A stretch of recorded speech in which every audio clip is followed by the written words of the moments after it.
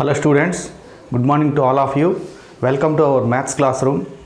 ఈరోజు ఈ వీడియోలో మనం pair of linear equations in 2 variables 10th class చాప్టర్లో మనం ఒక వెరీ ఇంపార్టెంట్ కాన్సెప్ట్ గురించి నేర్చుకోబోతున్నాం. అదేంటంటే రెండు పెయిర్ ఆఫ్ ఈక్వేషన్స్ని మనం సాల్వ్ చేసేటువంటి విధానం. ఇది ఇక్కడ నేర్చుకుంటే మీరు అంటే ఇంతవరకు మీరు 9th క్లాస్లో కూడా దీన్ని నేర్చుకోలేదు. ఫస్ట్ టైం ఇక్కడే నేర్చుకోబోతున్నారు. ఇక్కడ నేర్చుకున్న తర్వాత మీరు ఇంటర్మీడియట్, డిగ్రీ, మీరు ఎంత పెద్ద చదువులు చదివినా ఇది మీకు అవసరం. ఇది లేకుండా మీరు ముందుకెళ్ళలేరు. కాబట్టి ఈ ఎలిమినేషన్ మెథడ్ అనేది మనకు పెయిర్ ఆఫ్ లీనియర్ ఈక్వేషన్స్లో వెరీ ఇంపార్టెంట్. ఎందుకంటే మనకు పెయిర్ ఆఫ్ లీనియర్ ఈక్వేషన్స్లో most of the problems step problems ఉన్నాయి. మనకు ఈ స్టెప్ ప్రాబ్లమ్స్ని మనం లీనియర్ ఈక్వేషన్స్ ఆ స్టెప్స్ నుంచి లీనియర్ ఈక్వేషన్స్ ఫామ్ అవుతాయి. లీనియర్ ఈక్వేషన్స్ రెండు ఈక్వేషన్స్ ఫామ్ అయిన తర్వాత మనం ఆన్సరు తీసుకురావాలంటే ఆ ఈక్వేషన్స్ని సాల్వ్ చేయాల్సి ఉంటుంది. మరి సాల్వ్ చేయాలంటే మనకు 3 రకాల మెథడ్స్ ఉన్నాయి. ఒకటి graphical method, elimination method, substitution method. ఈ మూడిటిల్లో మనము ఎలిమినేషన్ మెథడ్నే ఎక్కువ చేస్తాం మనం. ఎందుకంటే మిగతా రెండు అవి కొంచెం లెంతీ ప్రాసెస్, మనకు సాధ్యపడదు. ఎగ్జామ్లో చేయాలన్నా కూడా సాధ్యపడదు. సో కాబట్టి ఈ ఎలిమినేషన్ మెథడు నేర్చుకోవడం ప్రతి స్టూడెంట్కి మస్ట్ అండ్ షుడ్. కాబట్టి చాలా ఈజీగా ఉంటుంది. ఇది ఒక చిన్న చేంజెస్ చేసుకుంటూ మనం చేస్తాం. సో జాగ్రత్తగా వినండి స్టూడెంట్స్. ఇక్కడ ఏంటంటే ఎలిమినేషన్ మెథడ్ మనం చేయాలంటే మనకందరికీ ఈ విధంగా రెండు పెయిర్ ఆఫ్ లీనియర్ ఈక్వేషన్స్ ఇచ్చేస్తారు. ఇచ్చినప్పుడు మనం ఏం గమనించాలంటే ఎక్స్ కోఎఫిషియంట్స్ కానీ వై కోఎఫిషియంట్స్ కానీ ఏదైనా ఒకటి సమానంగా ఉండాలి. ఎక్స్ కోఎఫిషియంట్స్ అన్నా సమానంగా ఉండాలి. చూడు 8 ఉంది, ఇక్కడ 3 ఉంది, సమానంగా లేవు. ఇక్కడ వై కోఎఫిషియంట్స్ 5 ఉంది, ఇక్కడ 2 ఉంది, సమానంగా లేవు. సో ఎక్స్ కోఎఫిషియంట్స్ సమానంగా లేవు, వై కోఎఫిషియంట్స్ కూడా సమానంగా లేవు. సో ఇలాంటప్పుడు మనం ప్రాబ్లమ్స్ చేయడం చాలా కష్టం. అందుకని మనం ఏం చేస్తామంటే ఏదో ఒక చిన్న మాడిఫికేషన్ చేసి ఎక్స్ కోఎఫిషియంట్స్నన్నా సమానం చేసుకుంటాం, లేదంటే వై కోఎఫిషియంట్స్నన్నా సమానం చేసుకుంటాం. సో ఫస్ట్ నేను ఏం చేస్తున్నానంటే నేను వై కోఎఫిషియంట్స్ సమానం చేస్తా. ఎలా సమానం చేస్తానంటే చూడండి, ఇది ఫస్ట్ ఈక్వేషన్ అనుకుంటాం, ఇది సెకండ్ ఈక్వేషన్ అనుకుంటాం. సో ఫస్ట్ ఈక్వేషన్ని 2తో మల్టిప్లై చేస్తా. ఫస్ట్ ఈక్వేషన్ 2తో మల్టిప్లై చేస్తే so 2 8s are 16x plus 2 5s are 10y is equal to 2 9s are 18. Second ఈక్వేషన్ని 5తో మల్టిప్లై చేస్తా. 5తో మల్టిప్లై చేస్తే 5 3s are 15x plus 5 2s are 10y is equal 5 4s are 20. Students ఒకసారి జాగ్రత్తగా గమనించండి. ఇప్పుడు y coefficients మనకు సమానం అయిపోయినాయి. సో ఇప్పుడు మనం ప్రాబ్లమ్ని ముందుకు తీసుకెళ్ళచ్చు. అయితే ఇప్పుడు ఏం చేయాలి, మనం అడిషన్ చేయాలన్నా సబ్ట్రాక్షన్ చేయాలన్నా? ఇక్కడ మళ్ళీ ఒక కొత్త కేసు అరైజ్ అవుతుంది. అడిషన్ చేయాలన్నా సబ్ట్రాక్షన్ చేయాలన్నా? సో ఇక్కడ చూడండి, వై కోఎఫిషియంట్లు సమానంగా ఉన్నాయి, రెండు చోట్ల సేమ్ గుర్తుంది. ఇక్కడ ప్లస్, ఇక్కడ ప్లస్. సో ఇప్పుడు అడిషన్ చేసినందువల్ల మనకి ఏం ఉపయోగం లేదు. సో ఒకే గుర్తు ఉన్నప్పుడు మనం సబ్ట్రాక్షన్ చేసుకోవాలి. సబ్ట్రాక్షన్ చేసినప్పుడు మనకు కింద లైన్లో గుర్తులు మనం మార్చేస్తాం. సబ్ట్రాక్షన్ కాబట్టి గుర్తులు మారిపోతాయి అంటాం. అంటే ఎలా మారిపోతాయంటే చూడండి, సో ఇక్కడ మనకు ఎక్స్ కోఎఫిషియంట్ ప్లస్ 15 కాబట్టి ఇక్కడ మనం మైనస్ పెట్టుకుంటాం. అంటే ఇక్కడ ఉండే ప్లస్కి ఇంకా వాల్యూ లేదు, ఇదే దాని యొక్క ఇది. సో ఈ ప్లస్కి వాల్యూ లేదు, ఇదే దాని యొక్క గుర్తు. నెక్స్ట్ ఇక్కడ చూడండి ప్లస్ 10, ఇక్కడ మైనస్ పెట్టేస్తాం. అంటే ప్లస్ ఉన్న చోట మైనస్, ఇక్కడ కూడా ప్లస్ ఉంది కాబట్టి మైనస్. ఇక్కడ కూడా కాన్స్టాంట్ వాల్యూ కూడా ప్లస్ 20 కదా ఇది. సో ఇక్కడ కూడా మైనస్ పెడతాం. సో రెండు పనులు చేసాము. ఇప్పుడు మనం ఫస్ట్ పని ఏం చేసాము, వై కోఎఫిషియంట్లు సమానం చేసుకున్నాం. మన ఇష్టం, ఎక్స్ కోఎఫిషియంట్లన్నా సమానం చేసుకొని ఉండొచ్చు. నాకు వై కోఎఫిషియంట్లు ఈజీగా ఉంటుందని నేను చేసుకున్నాను. సో ఫస్ట్ ఏదైనా ఒక వేరియబుల్ యొక్క కోఎఫిషియంట్లు సమానం చేసుకోవడం. నెక్స్ట్ అడిషన్ చేయాలన్నా సబ్ట్రాక్షన్ చేయాలన్నా అనేది దేని మీద డిపెండ్ అయి ఉంటుందంటే మనం ఏదైతే కోఎఫిషియంట్లు సమానం చేసామో దాని యొక్క గుర్తును గమనించాలి. మనం ఒకే గుర్తు ఉన్నట్లయితే సబ్ట్రాక్షన్ చేసుకోవాలి. సో ఈ విధంగా గుర్తులు మారిస్తే అది సబ్ట్రాక్షన్ అంటాం మనం. సో ఇలా గుర్తులు మార్చడం వల్ల ఈ రెండు క్యాన్సిల్ పోతాయి ఆటోమేటిక్గా. ఇప్పుడు 16x -15x ఇక్కడ ఉండే గుర్తుతో ఇంక సంబంధం లేదు, ఇక్కడ ప్లస్ ఉంటుంది దాంతో సంబంధం లేదు. 16x - 15x అంటే 16లోంచి 15 పోతే ఇంకో 1x అంటే మనం x అనే రాస్తాం, 1x x అనే రాస్తాం. సో ఈ రెండు టర్మ్స్ క్యాన్సిలేషన్ పోయినాయి. Is equal to 18 - 20. 18 - 20 అంటే ఏమని -2. కాబట్టి x is equal -2. x value వచ్చేసింది, so now substitute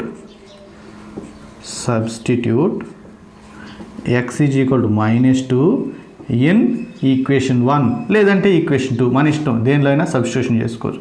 in equation number 1 చూడండి. So x equal to -2 substitution చేయాలి కాబట్టి 8 ఇంటూ x ఉంది కదా, x ప్లస్లో -2 plus 5y is equal 9. This implies 8 2s are -16 plus 5y is equal to 9. This implies ఈ -16 అటు వెళ్ళిపోతే +16 అయిపోతుంది. అప్పుడు 5y ఈజ్ ఈక్వల్ 9 + 16 అంటే 5y ఈజ్ ఈక్వల్ 25 వస్తుంది. యాడ్ అయిపోతే 25. So y is equal 25/5. Cancellation పోతే 5 1s 5 5s. So y is equal to 5. So అయిపోయింది, మన క్వశ్చన్ అయిపోయింది. సో ఈ ఎలిమినేషన్ మెథడ్ వస్తేనే మనం పెయిర్ ఆఫ్ లీనియర్ ఈక్వేషన్స్లో ఉండేటువంటి స్టెప్ ప్రాబ్లమ్స్ని చేయగలము, లేదంటే సగం వర్క్ చేసి ఆపేయాల్సి వస్తుంది. సో లాంగ్ ఆన్సర్ క్వశ్చన్ ఇస్తే మనకు 2 మార్కులు వస్తాయి అంతే, సో ఫుల్ మార్క్స్ రావు మనకు. సో ప్రతి ఒక్కరూ ఎలిమినేషన్ మెథడ్ నేర్చుకోవాలి. ఇంకా 3 క్వశ్చన్స్ ఉన్నాయి, 2 క్వశ్చన్స్ ఉన్నాయి, నేను ఎక్స్ప్లెయిన్ చేస్తాను, జాగ్రత్తగా వినండి స్టూడెంట్స్. ఓకే స్టూడెంట్స్, ఇప్పుడు మనం డూ దిస్లో సెకండ్ క్వశ్చన్ చేద్దాం. ఎలిమినేషన్ మెథడ్లో సెకండ్ క్వశ్చన్ చేద్దాం. సో ఈ సెకండ్ క్వశ్చన్ ఏంది, 2x + 3y = 8, 4x + 6y = 7. ఇక్కడ మనం ఎలిమినేషన్ మెథడ్ అంటే ఫస్ట్ మనం చూసుకోవాల్సింది x కోఎఫిషియెంట్స్ సమానంగా ఉన్నాయా లేదంటే y కోఎఫిషియెంట్స్ సమానంగా ఉన్నాయా.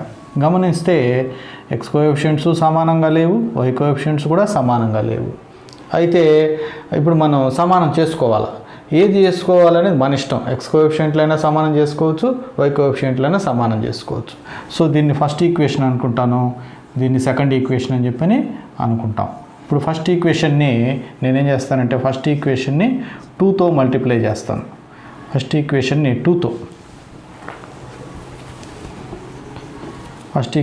2తో కానీ మల్టిప్లై చేస్తే మనకేమొస్తుంది అంటే 2 2s are 4x, 2 3s are 6y = 2 8s are 16 అని వస్తుంది.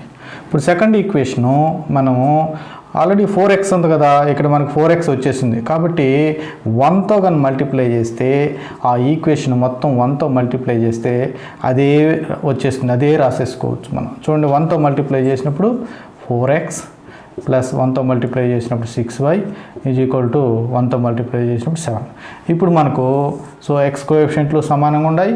సో ఇది ఒక డిఫరెంట్ లెక్క, ఇది ఏందనేది తర్వాత చెప్తాను. మనం x కోఎఫిషియెంట్లు సమానం చేయాలని మనం అనుకున్నాం, ఆటోమేటిక్గా y కోఎఫిషియెంట్లు కూడా సమానం అయిపోయినాయి. సో ఎందుకు సమానమైనవి అనేది నెక్స్ట్ నేను తర్వాత చెప్తాను నేను మీకు. సో ఇప్పుడు మనం సాల్వ్ చేయాలంటే ఏం చేయాలి, మనం ఇక్కడ ప్లస్ ఉంది కాబట్టి మనం సబ్ట్రాక్షన్ చేసేసుకుంటే 2 గుర్తులు సమానంగా ఉన్నాయి కాబట్టి సబ్ట్రాక్షన్ చేసుకుంటే మనకు గుర్తులు మారిపోతాయి. గుర్తులు మారిపోయేసి ఇక్కడ మైనస్ వస్తుంది, ఇక్కడ మైనస్ వస్తుంది, ఇక్కడ కూడా మైనస్ వస్తుంది.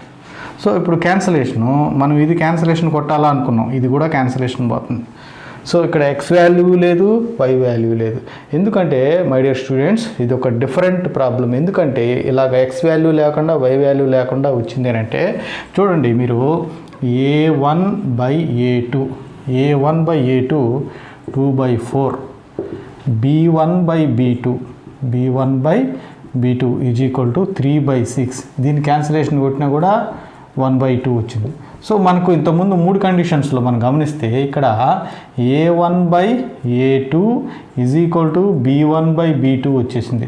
అప్పుడు ఏంది, దేర్ఫోర్ ప్యారలల్ లైన్స్ అవుతాయి. ఏమవుతాయి, ప్యారలల్ లైన్స్. ప్యారలల్ లైన్స్ వచ్చినప్పుడు నో సొల్యూషన్.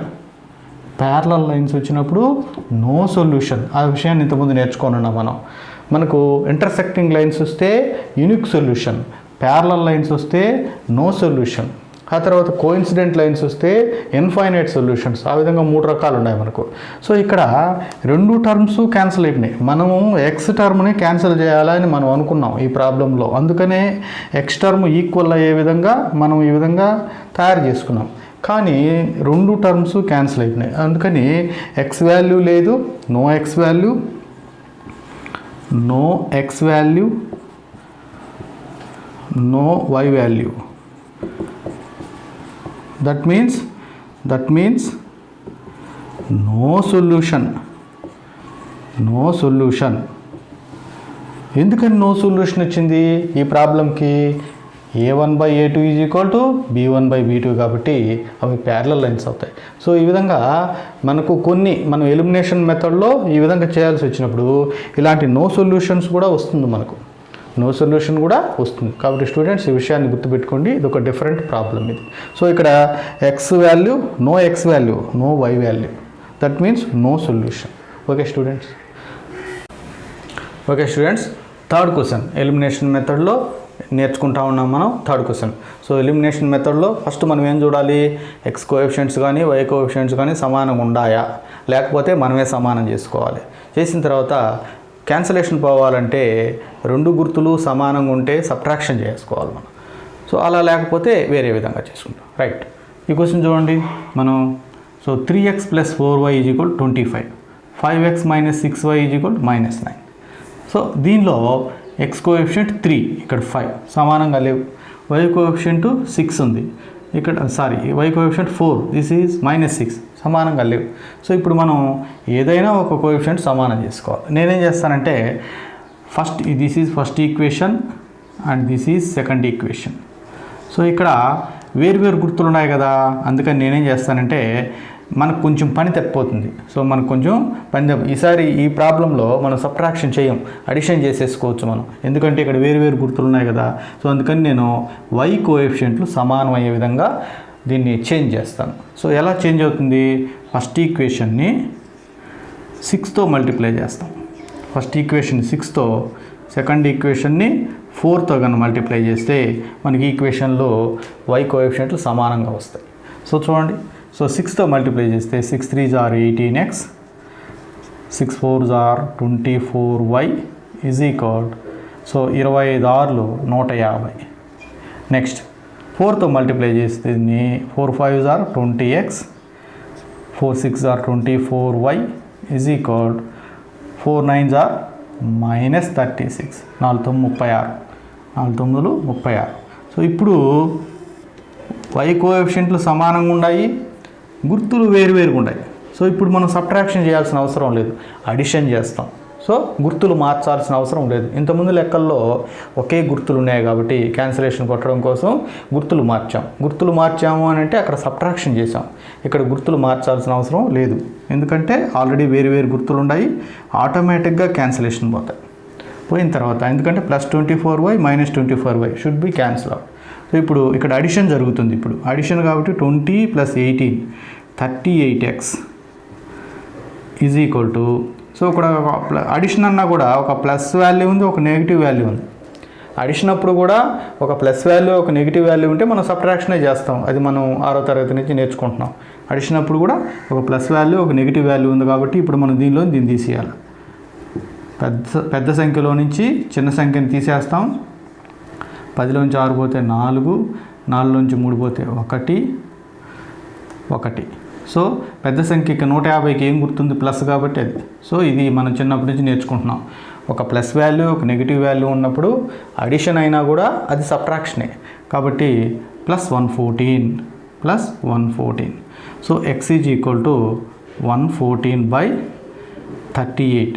సో మనం 19 టేబుల్లో చూస్తే 19 2 38, 19 6 114, 2 1 2 3 కాబట్టి 3. x ఈజ్ ఈక్వల్ టు 3 వచ్చింది మనకు. సో y వాల్యూ కనుక్కోవాలి కదా, ఈ x వాల్యూని 1లో కానీ 2లో కానీ సబ్స్టిట్యూషన్ చేస్తాం. సబ్స్టిట్యూషన్ చేస్తే now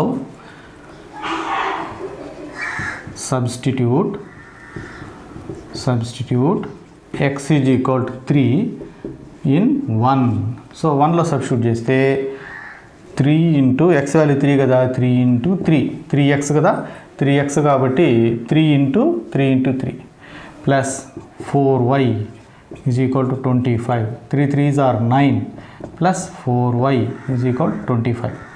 so 4y is equal 25 minus 9, 4y is equal 16, y is equal 16 by 4. 4 1s are 4 4s are. So y is equal 4. So ఈ విధంగా మనకు x equal to 3, y is equal 4. Okay students మీరు కనుక ఈ elimination method ఇంకా మరిన్ని మీరు practice చేసుకోవాలనుకుంటే 4.1 ఎక్సర్సైజ్లో రోమన్ నెంబర్ 1లో రోమన్ నెంబర్ 2లో మనకు మోర్ దాన్ 10 ప్రాబ్లమ్స్ ఉన్నాయి.